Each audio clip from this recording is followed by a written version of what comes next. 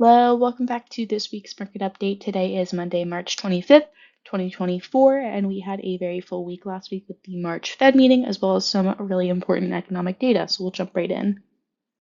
Market sentiment continued its bullish run last week as the S&P 500, the Dow, and the Nasdaq all hit record highs following the Fed meeting on Wednesday. As of close on Friday, March 22nd, we saw the Nasdaq close almost 2.9% higher on the week, the S&P 500 up 2.3% on the week, the Dow up about 2% on the week, and the Barclays Ag up about 0.7% on the week. And all of this follows a very bullish Fed meeting where no news was pretty much good news. So we'll jump right in to a little discussion about the Fed meeting. Heading right into our market news of last week, we had the March FOMC meeting, March Fed meeting on Wednesday afternoon. And in that Fed meeting, we also got the Summary of Economic Projections, or SEP for short. And that shows kind of where the Fed members believe real GDP will be, where they think unemployment will be, where they think inflation, as well as the federal funds rate, which is really the only thing they can directly control, where they think all of these factors will be in the coming years. So this only comes out 4 times a year. So obviously this was a big point of attention for investors, economists, everyone on Wednesday looking for what the Fed believes certain metrics like this, as well as the thing that they can control, the Fed funds rate, and when the first rate cut will be. Looking right at our SEP here, you can see they revised GDP estimates upward in all of the next 3 years, this year, 2025 and 2026. Unemployment rate projections didn't change too much. This year they moved it down slightly, and they also moved it down slightly in 2026, but again, not too much of a move there. Then on PCE inflation, that was unchanged for this year. On the headline inflation was revised up slightly for next year. Core PCE inflation was also revised slightly up for 2024 projections. And then last but not least, basically the most important aspect of the Summary of Economic Projections, the Fed funds rate, was not changed from the December meeting. So you can see the December projections as well as the current projections for each of these metrics, and that was really what economists were looking for, the difference in those two projections now versus a few months ago. And the most important one pertaining to when we're going to get our first rate cut, that remained unchanged for 2024. Although, when we look at the next 2 years, you can see they revised the 2025 estimate up quite a bit, and they also revised the 2026 estimate up quite a bit. So overall, just some interesting perspectives here, but the key idea of the Fed meeting was that the timeline of rate cuts did not change, and that's ultimately what led markets to be quite bullish.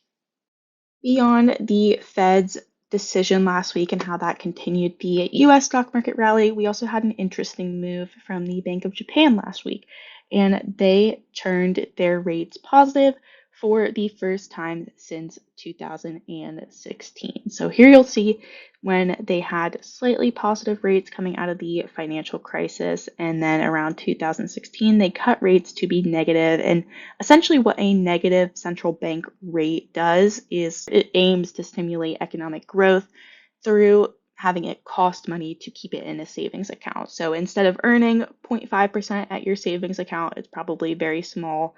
Now it might be a little bit higher now that interest rates are higher in the US, but instead of earning that, you would actually be paying the bank that to keep your money safe. So very, very different interest rate regime. And you can see they've had that negative rate just until now. And then last week, they raised the policy rate here to a range of 0% to 0.1%. So ever so slightly positive, but a big move. And subsequently, you can see their stock market continued a rally last week after having quite a few years of sluggishness in between the early 2000s, even to, 5, 6, 7 years ago. It was kind of a very stagnant stock market. So they've taken off since then, since COVID, really, in their stock market, and a lot of it has to do with their central bank moves as well.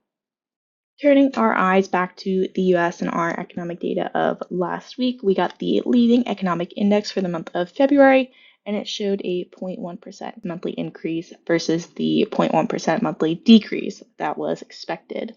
This also marks the first positive monthly movement in these leading indicators since February of 2022. So it could be the start of a turnaround. It could just be one blip of a month of data. We're not sure, but it is notable that this is the first positive month in leading indicators since 2022. When we look at the underlying data, you can see things like average manufacturing hours worked, the S&P 500, the leading credit index, as well as the building permits for private housing, all led to the monthly increase in these leading economic indicators. Another data point coming in better than expected last week were existing home sales. And typically for a month like February, the market is quite slow. Not a lot of people are moving in February. In most areas of the country, it's chilly, it's cold, no one wants to move, and it's just not a great home buying season. But we saw a very positive surprise in the data compared to what was expected. We saw 4.3 million homes in the month of February sold. That was a monthly increase of 9.5%, which was a huge shock to economists. Was down 3.3% from a year ago, but that kind of is to be expected with higher interest rates and just an overall slower market than it was maybe a year ago. And you can see we have a slightly higher inventory level than a year ago. Finally, then, looking at the median sales price, that was up 5.7% from a year ago to 384,500, which is a notable increase, but again, it is kind of a cooling off of existing homes and how they have been appreciating so rapidly since COVID. This is kind of a cooler number, although it is still great news if you own a home. One final update of our week last week was that social media company Reddit IPO'd in an initial public offering, taking the company from private to public on Thursday morning. So it was priced at $34 a share, so quite a bit from where it's currently trading, but just imagine $34 a share way down here.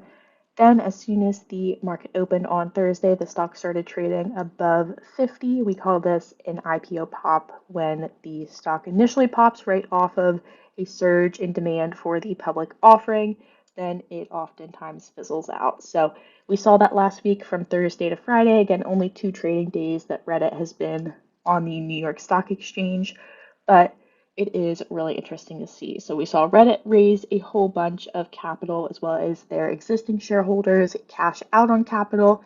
And it'll be really interesting to see, do they continue to fizzle out and kind of go downhill, or do they maintain their stock price, maybe grow and turn into something like a Meta? So really interesting to see in the IPO market, but it'll be a great indicator of how IPO markets continue in the near future. Will they continue to be very slow moving like they have been in recent years, or will they start to pick up and more technology companies, social media companies will start listing their stock publicly? It was a very busy week last week, but we thank you for tuning in and we look forward to providing another update to you next week. The information you have heard is the view of Synergy Asset Management as of the date of publication. These views and opinions are subject to change without notice. Investors should not act on any recommendation, express or implied, or information in this material without obtaining specific advice from their financial advisors and should not rely on information herein as the primary basis for their investment decisions. Information contained herein is based on data obtained from publicly recognized sources and is believed to be reliable and is not expected to be updated after initial publication. This information has not been independently verified, and Synergy makes no representations or warranties as to its accuracy. The material has been prepared solely for informational, educational, and market commentary purposes and is not a solicitation of advisory services or an offer to buy or sell any security or to participate in any trading strategy.